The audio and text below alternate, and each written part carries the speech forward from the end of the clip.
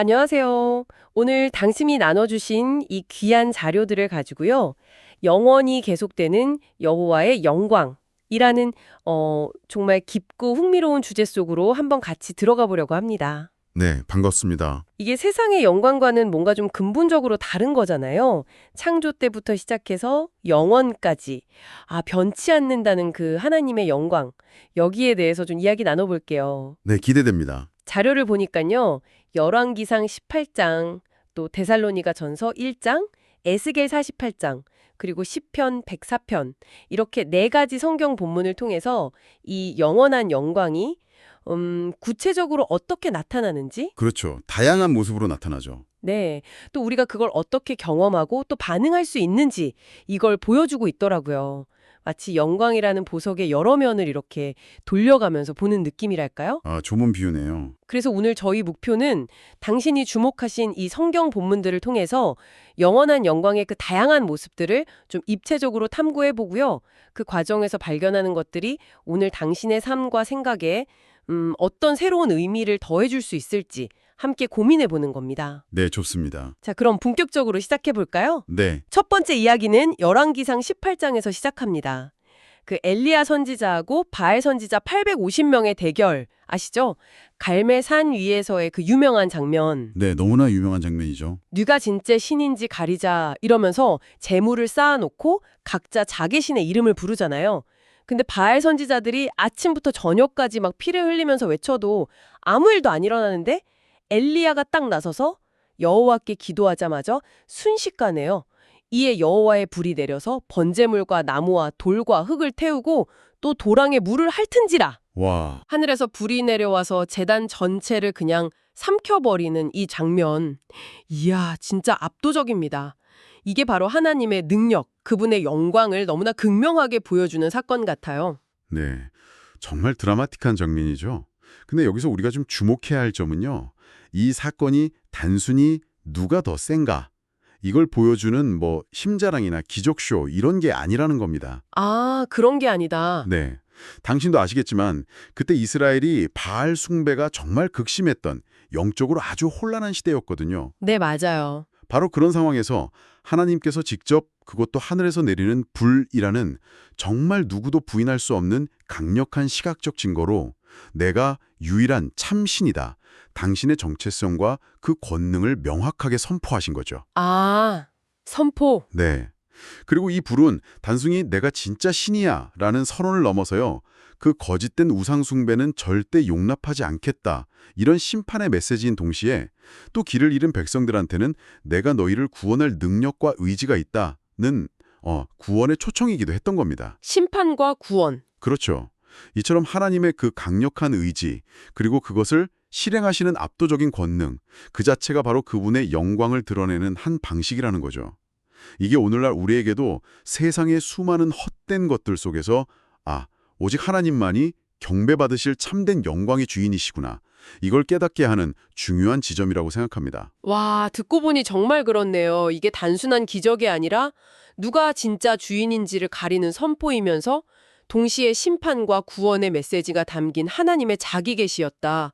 와, 갈멜산 이야기는 정말 손에 땀을 주게 하는데 만약에 눈앞에서 그런 일이 벌어진다면 경외감이랑 동시에 엄청난 두려움도 느꼈을 것 같아요. 첫 번째 모습이군요. 맞습니다. 인간의 어떤 이해나 통제를 완전히 초월하는 그 거룩한 두려움을 동반하는 힘, 그것이 바로 하나님 영광의 한 단면입니다. 누구도 부인할 수 없고 감히 맞설 수 없는 절대적인 권능으로서의 영광이죠. 그렇군요. 이 압도적인 권능으로서의 영광. 이걸 기억하면서 이제 두 번째 본문으로 넘어가 보죠. 데살로니가 전서 1장인데 여기서는 분위기가 확 달라져요. 네, 그렇죠. 하늘에서 불이 내리는 그런 극적인 사건은 없어요. 대신 바울 사도가 데살로니가 교인들을 칭찬하는데 그 이유가 되게 흥미롭습니다. 그들이 많은 환난 가운데서 성령의 기쁨으로 말씀을 받아 믿음의 모범이 되었다는 거예요. 네, 성령의 기쁨으로. 네. 복음이 그들에게 그냥 단순한 말이 아니라 능력과 성령과 큰 확신으로 임했기 때문이다. 이렇게 강조하죠. 여기서 영광은 뭔가 외부적인 현상보다는 내면적인 경험과 더 깊이 연결되는 것 같아요. 네, 아주 중요한 전환점입니다. 여기서 영광은 우리 안에서, 특히 우리가 처한 어떤 상황과는 별개로 성령께서 주시는 그 기쁨으로 하나님의 말씀을 받아들일 때 그때 실제적으로 경험된다는 걸 보여줍니다. 아, 받아들일 때? 네, 자료에서도 강조하듯이 핵심은 많은 환난, 그러니까 극심한 고통과 박해 속에서도 그들이 기쁨으로 말씀을 받았다는 점이에요. 한번 상상해 보세요. 모든 게 막 무너져 내리는 것 같은 그런 고통 속에서 기쁨을 느낀다? 이건 그냥 뭐 긍정적인 마음가짐, 정신력 이런 걸로 설명될 수 있는 게 아니죠. 그렇죠. 그건 좀 힘들죠. 이건 외부 상황에 의해서 좌우되지 않는 하나님께서 직접 부어주시는 초자연적인 기쁨과 능력이 그들 안에 실제로 역사했다는 아주 강력한 증거입니다. 바로 이것이 우리 안에서 우리의 어떤 연약함과 깨어짐 속에서 오히려 더 밝게 빛나는 하나님의 영광인 것이죠. 와, 역설적이네요. 네, 역설적이지만 우리의 고난이 하나님의 영광이 머무는 장소가 될 수 있다는 거죠. 그리고 그 경험을 통해서 우리 자신이 세상에 하나님의 살아계심과 능력을 보여주는 통로, 즉 그분의 영광을 드러내는 증인이 될 수 있다는 가능성을 보여주는 겁니다. 와, 진짜 놀랍네요. 그러니까 영광이 꼭 외부적인 힘으로만 나타나는 게 아니라 가장 힘들고 어려운 순간에 말씀을 딱 붙들 때 우리 안에서 조용히 하지만 아주 강력하게 경험되는 그런 기쁨과 확신으로도 나타난다는 거군요. 맞습니다. 이야, 이건 갈멜산의 불하고는 전혀 다른 차원의 어쩌면 더 깊은 차원의 영광일 수도 있겠다 이런 생각이 드네요. 네, 그럴 수 있죠. 이 성령의 기쁨이라는 게 구체적으로 어떤 느낌일지, 또 어떻게 경험될 수 있을지 좀 더 궁금해지는데요. 그렇죠. 그건 아마 세상이 주는 그런 만족감과는 질적으로 다른 영혼 깊은 곳에서부터 오는 어떤 평안함, 담대함 이런 걸 수 있습니다. 상황은 여전히 어려울지 몰라도 그 상황을 뛰어넘는 하나님의 신실하심과 사랑에 대한 깊은 신뢰에서 비롯되는 기쁨이죠. 아, 신뢰에서 오는 기쁨. 네. 이 영광은 요란하지는 않지만 사람을 근본적으로 변화시키고 어떤 어려움 속에서도 소망을 잃지 않게 하는 아주 강력한 힘을 가지고 있습니다. 그리고 중요한 건 이게 그냥 수동적으로 주어지는 게 아니라 우리가 말씀을 받아들일 때 능동적으로 경험하는 영광이라는 점이죠. 그렇군요. 외부적인 권능으로서의 영광, 그리고 또 고난 속에서 말씀을 받아들일 때 우리 안에서 경험되는 내적인 기쁨과 능력으로서의 영광. 이 두 가지 모습을 마음에 새기면서 이제 세 번째 본문으로 가보겠습니다. 에스겔 48장인데요. 네, 에스겔서의 마지막이죠. 네, 에스겔서의 마지막 부분인데 미래에 회복될 새 예루살렘에 대한 환상으로 마무리가 돼요. 그런데 그 성읍의 이름이 아주 특별합니다. 바로 여호와 삼마. 여호와 삼마. 네, 번역하면 여호와께서 거기에 계시다. 이런 뜻이죠. 이것은 또 다른 형태의 영광, 어쩌면 가장 궁극적인 형태의 영광을 보여주는 것 같습니다. 하나님의 함께 계심, 그 임재 자체가 영광이라는 거죠. 네, 정확히 보셨습니다. 그리고 이 여호와 삼마를 그 당시의 역사적인 맥락하고 연결해서 보면 그 의미가 훨씬 더 깊어집니다. 역사적 맥락이요? 네. 에스겔 선지자는 아시다시피 바벨론 포로라는 정말 국가적인 재난 속에서 활동했잖아요.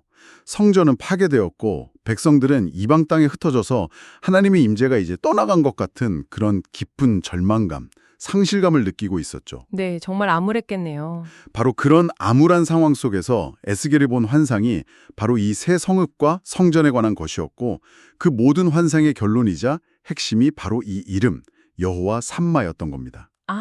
그 상황에서요. 네. 이것은 그냥 단순한 지리적인 명칭이 아니라 절망에 빠진 백성들에게 주시는 하나님의 강력한 약속이자 소망의 선언이었어요. 내가 너희를 떠나지 않았다. 결국에는 내가 너희와 완전하고 영원히 함께 있을 것이다. 세상의 어떤 위대한 지도자의 임재나 인간이 만든 화려한 영광도 결국은 시간 속에서 다 사라지잖아요. 하지만 하나님의 거기에 계심, 즉 그분의 임재는 완전하고 영원한 안식과 평안, 그분과의 온전한 교제를 의미합니다. 이것이야말로 하나님의 충만한 영광 그 자체이며 우리가 궁극적으로 소망하는 영광의 완성된 모습, 즉 그분의 완전한 임재 안에서 영원히 거하는 것이라고 할 수 있습니다. 그렇군요. 절망적인 상황 속에서 주어진 약속이었기에 여호와 삼마라는 이름이 더 강력한 희망의 메시지가 되었겠네요. 듣고 보니 하나님의 영광이라는 것이 결국은 그분과의 관계, 그분의 함께 하심으로 귀결되는 것 같습니다. 네, 맞아요. 압도적인 힘이나 내적인 기쁨도 물론 영광의 중요한 모습이지만 그 모든 것의 궁극적인 지향점은 바로 하나님께서 우리와 거기에 계시는 상태, 그 완전한 임재와 교제라는 말씀이시군요. 그렇죠. 그 자체가 최고의 영광이라는 점이 깊이 와닿습니다. 맞습니다. 하나님의 임재가 바로 영광의 본질이라고 할 수 있습니다. 그 임재 안에는 권능도 있고 기쁨도 있고 평안도 있고 모든 좋은 것이 다 포함되어 있죠. 그래서 미래에 대한 궁극적인 소망으로서의 영광은 바로 이 여호와 삼마, 하나님의 완전하고 영원한 임재를 향하게 됩니다. 네, 정말 그렇네요. 권능, 내적 기쁨, 그리고 미래에 약속된 임재로서의 영광까지 살펴봤습니다. 이제 마지막 네 번째 본문 시편 104편으로 가보겠습니다. 이 시편은 진짜 아름다운 시예요. 네, 정말 아름답죠. 온 세상을 창조하시고 다스리시는 하나님의 그 놀라운 솜씨와 지혜, 그리고 그 안에 나타난 그분의 영광을 찬양하는 노래죠. 시편 기자가 하나님께서 빛을 옷처럼 입으시고 하늘을 휘장처럼 치시고 온갖 생물들을 먹이시는 그 장엄하고도 세밀한 창조의 과정을 아주 생생하게 묘사합니다. 네, 그림을 그리듯이요. 네. 그리고 이 모든 것을 바라보면서 이렇게 고백해요. 여호와의 영광이 영원히 계속될 것이며 여호와는 자신이 행하시는 일들로 말미암아 즐거워하시리로다. 그리고 이 영광을 발견한 자신의 반응으로 내가 평생토록 여호와께 노래하며 내가 살아있는 동안 내 하나님을 찬양하리로다. 이렇게 선언합니다. 이것은 앞서 살펴본 영광의 모습들과는 또 다르게 지금 여기 우리의 일상 속에 펼쳐진 영광과 그에 대한 우리의 응답에 관한 이야기 같아요. 그렇습니다.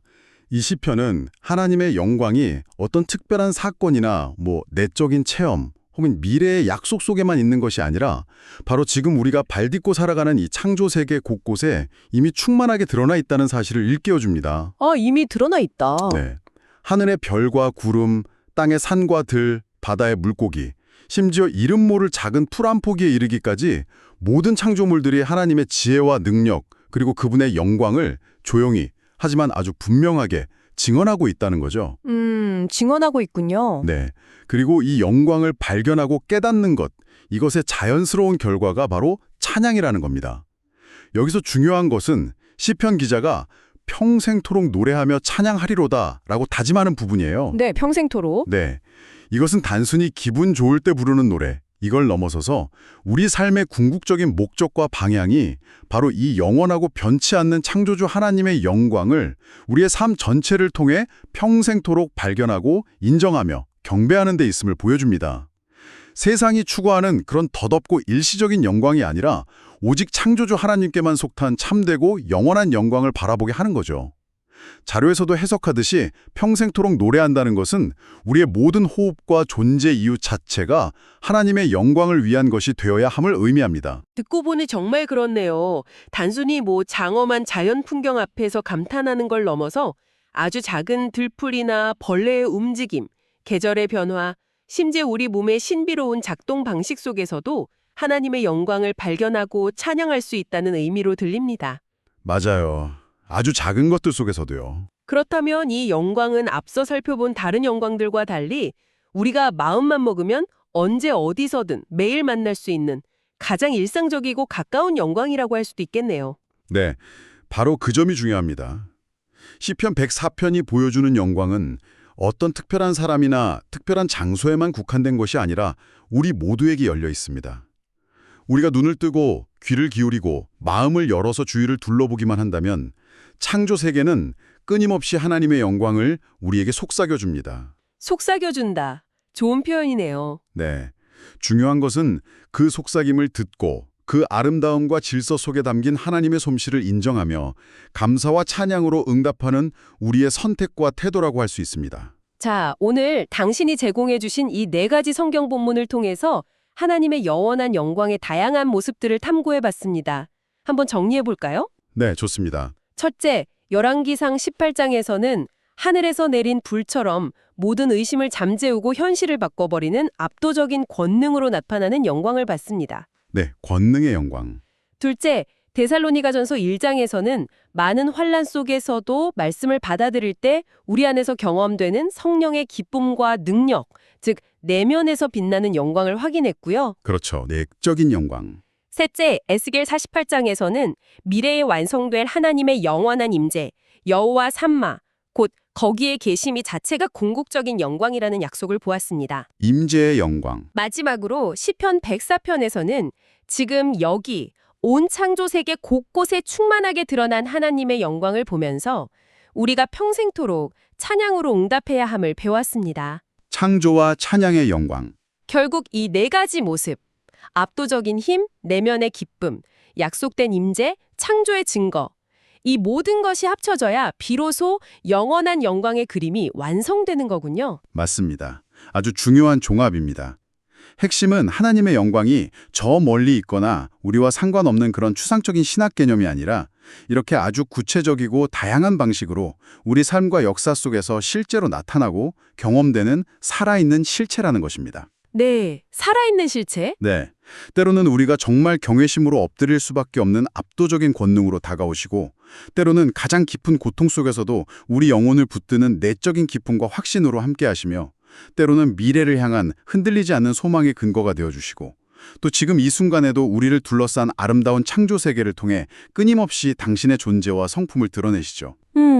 중요한 것은 이처럼 다채로운 영광의 모습들을 우리 삶 속에서 인식하고 그것을 기꺼이 경험하며 나아가 시편 기자처럼 우리의 삶 전체를 통해 찬양으로 응답하는 것이 우리 삶의 의미와 목적을 더욱 풍성하게 만들 수 있다는 점입니다. 오늘 당신 덕분에 세상의 그 일시적이고 헛된 영광과는 비교할 수 없는 참으로 영원히 계속되는 여호와의 영광이라는 깊고 풍성한 주제를 함께 탐험할 수 있었습니다.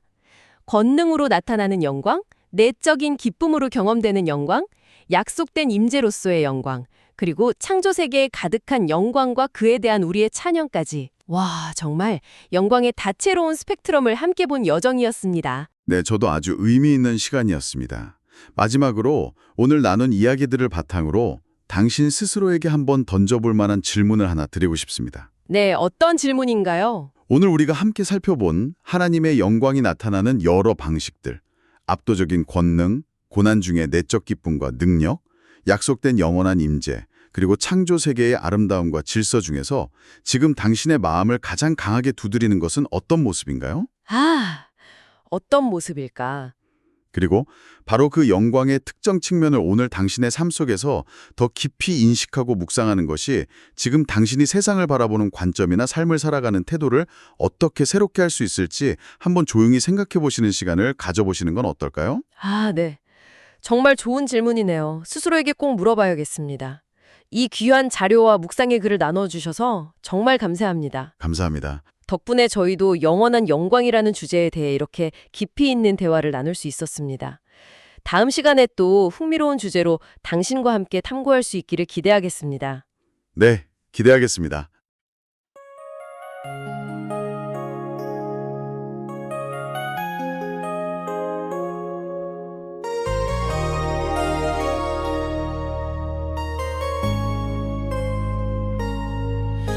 갈멜산에서 바알과 대적할 때 주님의 불이 하늘에서 내렸네.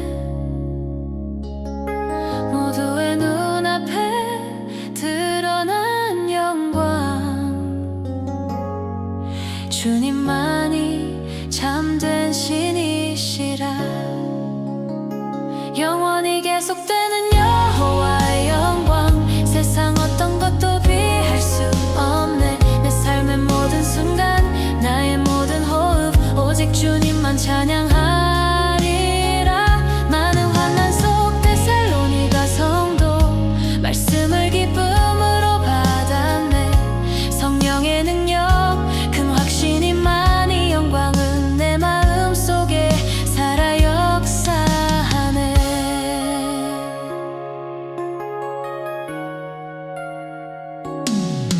영은 환난 속 데살로니가 성도, 말씀을 기쁨으로 받았네. 성령의 능력, 큰 확신이만이 영광은 내 마음속에 살아